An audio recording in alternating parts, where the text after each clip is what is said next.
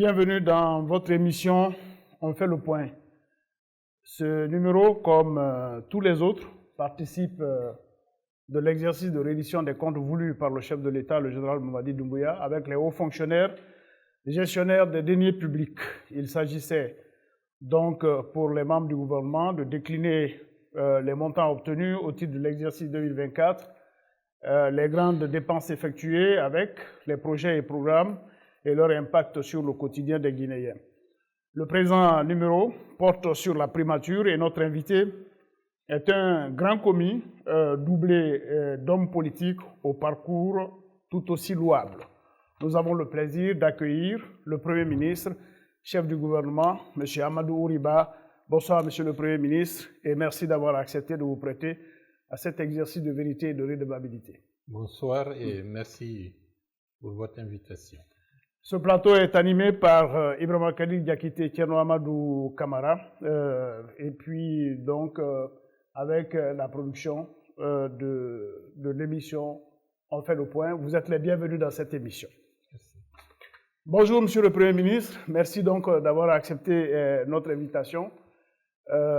D'abord une première question un peu hors canevas.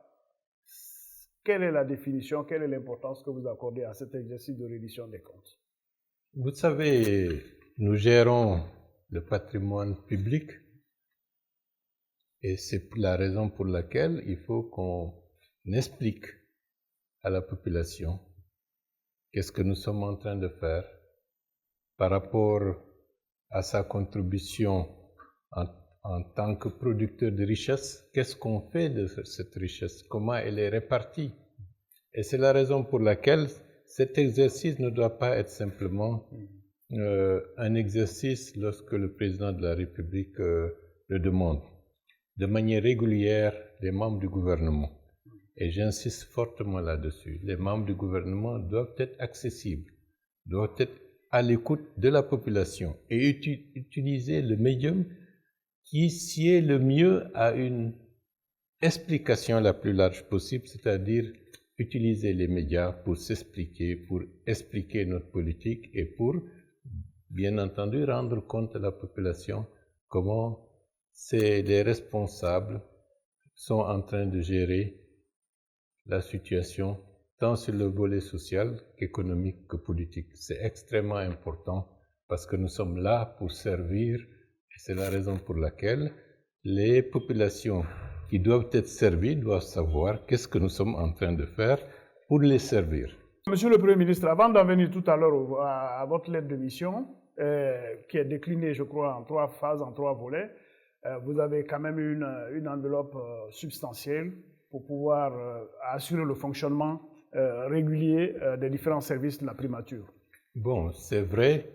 En fait, le budget essentiel de la primature, c'est le budget qui concerne le volet assurer le fonctionnement régulier des services de la primature. Il y a du personnel, il y a des services, il y a de temps en temps des projets sur lesquels le Premier ministre met des moyens et qui peuvent être coordonnés par les services de la primature. Par exemple, à l'heure actuelle, tout ce qui concerne le volet mise en œuvre des assises nationales concernant l'opérationnalisation des 45 recommandations, c'est la primature qui est en train de gérer cet aspect. Mais en dehors de cela, nous n'avons pas de budget pour être un opérationnel, parce que la primature n'est pas un département opérationnel, c'est un département de coordination, d'impulsion, d'élaboration de la stratégie globale pour que les ministères sectoriels, qui sont des ministères sectoriels, puissent mettre en œuvre ces différents volets.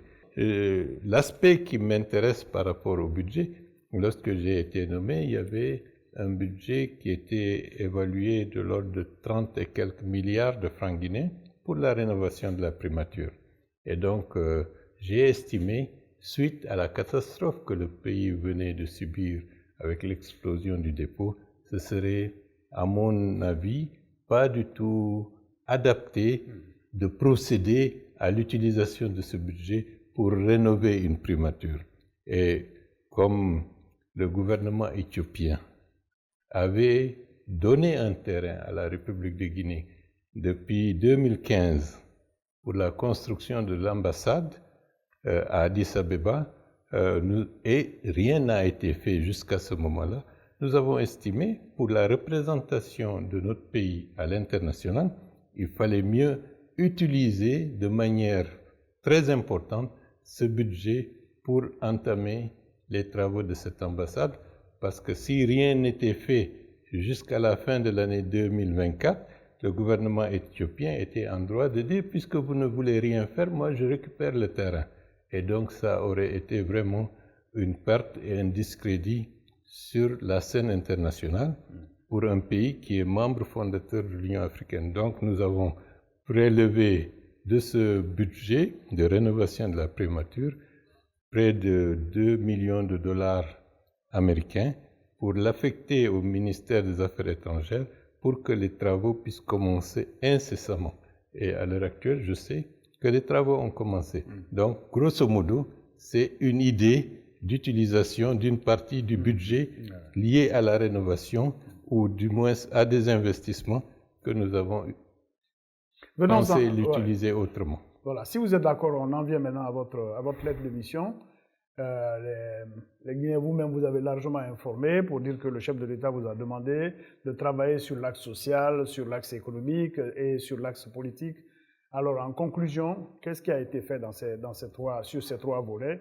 En très peu de mots, parce qu'il y a encore d'autres questions pour cette première partie. Voilà. Bon, je ne peux pas résumer l'action du Premier ministre de la République de Guinée en quelques mots concernant les trois volets essentiels de sa mission. Sur l'aspect social, vous avez le capital humain, vous avez la santé, vous avez pratiquement tout ce qui concerne le devenir, la création d'un espace de stabilité dans ce pays, la question de la cohésion nationale, la réconciliation nationale et le règlement pacifique du passif historique que nous sommes en train de gérer. Et au-delà de ça, la question de la justice, de l'équité, de l'inclusion. Vous savez qu'il y a eu beaucoup de choses qui ont été engagées et les 45 recommandations des Assises nationales condensent la philosophie et l'approche qui est déclinée dans beaucoup de volets que les ministères sectoriels sont en train de mettre en œuvre et que le Premier ministre, chef du gouvernement, est en train d'impulser pour que cela puisse être réalité conformément aux instructions que le président de la République a indiquées. Comme vous l'avez suggéré dans votre réponse tout à l'heure, dans votre démarche, et si on parlait comment on appelle ça, des acquis au niveau des 45 recommandations des Assises nationales, avant d'en venir à votre déclaration de politique générale? Non, d'ores et déjà, le comité technique chargé de suivre la mise en œuvre de ces 45 recommandations a organisé récemment une tournée dans les ministères sectoriels pour s'assurer de l'opérationnalisation de certaines recommandations. Mais je crois que l'essentiel des 45 recommandations sont déjà prises en compte. Bon, il y a certaines recommandations qui sont emblématiques. Le procès du 28 septembre, ça c'est quelque chose de très important qui a fait que la Guinée a joué un rôle historique majeur ayant la capacité par elle-même, pour elle-même, d'organiser un procès qui fait notre fierté, qui fait aussi la fierté de l'Afrique et qui montre que en Afrique, on est capable par nous-mêmes de gérer des situations beaucoup plus complexes avec fierté, avec professionnalisme. Je salue au passage les magistrats qui ont été, disons, en capacité de permettre à la Guinée de s'enorgueillir de la qualité de ce procès. Et puis, je salue également les victimes dont les mesures de réparation et de compensation ne sont pas laissées en jachère. Le gouvernement continue de rechercher les moyens pour abonder le fonds qui permettra de faire en sorte que les victimes sachent que nous sommes en train de travailler sur ça. Avez-vous une idée des indemnisations qui avaient été prévues aussi dans les 45 recommandations? Non, on n'avait pas chiffré cela Ok. au niveau des 45 de recommandations, mais Ouais. c'est un principe. Et c'est un principe validé, c'est un principe qui est aussi considéré comme étant une instruction du président et que le gouvernement devra et doit mettre en œuvre. Je vais vous donner un exemple de ce que nous sommes en train de faire actuellement. Il y a un jeune homme, Bailo, qui était pendant plus de 10 ans pratiquement un pensionnaire de l'hôpital Jean-Paul II, parce qu'il ne pouvait pas faire autrement. Il avait reçu une balle au dos, certains organes vitaux étaient atteints, et l'hôpital, par un souci humanitaire, l'a gardé.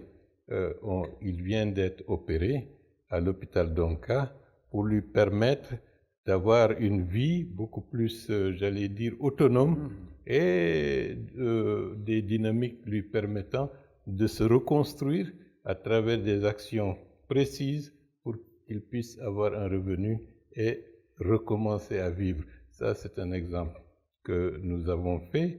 Il y a d'autres comme M. Goumou, qui aussi avait reçu une balle, qui avait fracturé certains de ses os. Bon, il y a eu des tentatives de réparation, mais ça n'avait pas marché. Dans les prochains jours, il va être envoyé en Turquie pour que, sur le plan technique, qu'il soit dans de meilleures conditions pour être soigné.